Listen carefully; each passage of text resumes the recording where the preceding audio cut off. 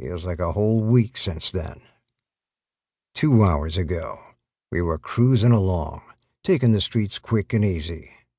There was no laughter, because we were on a sober mission, but we were feeling good. As good as we could, given the circumstances.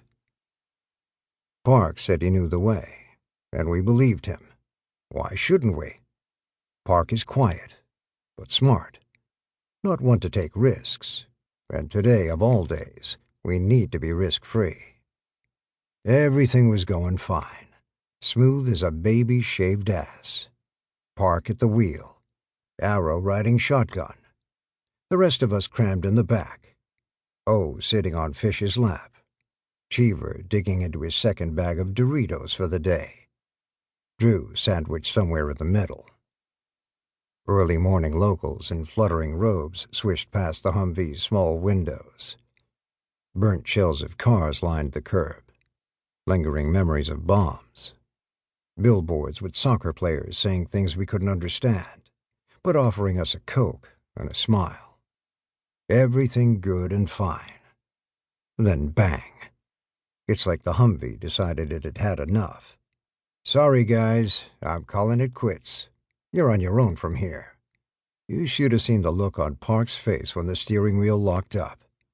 This cannot be happening. Not here. Not now. Then came a hard clunk, and the Humvee shuddered to a stop. When we realized it wasn't coming back to life, we were out of there. Every which way in crazy panic. No time to stop and think. Even the Doritos got left behind. By the time we regrouped 2 blocks away, and Drew said maybe we should just turn ourselves in and call back to headquarters, we realized Cheever, our radio guy, was empty-handed, and the situation had gone from bad to totally fucked. A look came into Cheever's eyes, and he released a string of curses. Arrow closed his eyes, ground his molars, then said, over Cheever's shit, damn dams, I know you're not going to tell me you left the assault pack back there. Don't you dare let those words come out of your mouth. Just kill me now, Cheever moaned.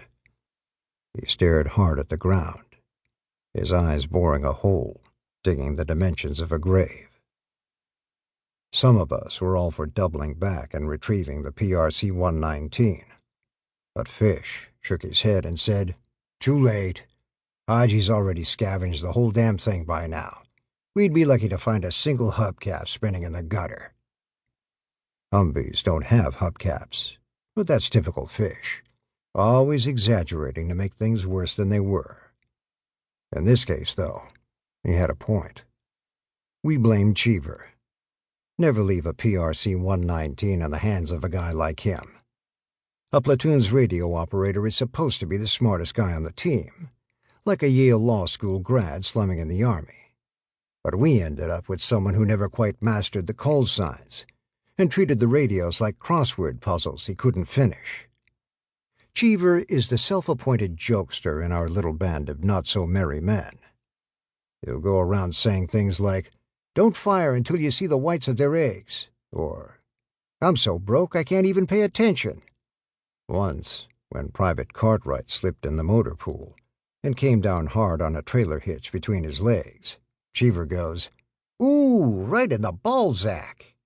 Lame-ass stuff that no matter what he thinks, doesn't earn him any extra cool points. Nobody's laughing at anything by this point. All kinds of scenarios unspool through our heads. We think about Jessica Lynch and all the wrong turns her convoy took in the labyrinth of streets. We remember hearing about a British journalist kidnapped last month. His beheading is now trending on YouTube.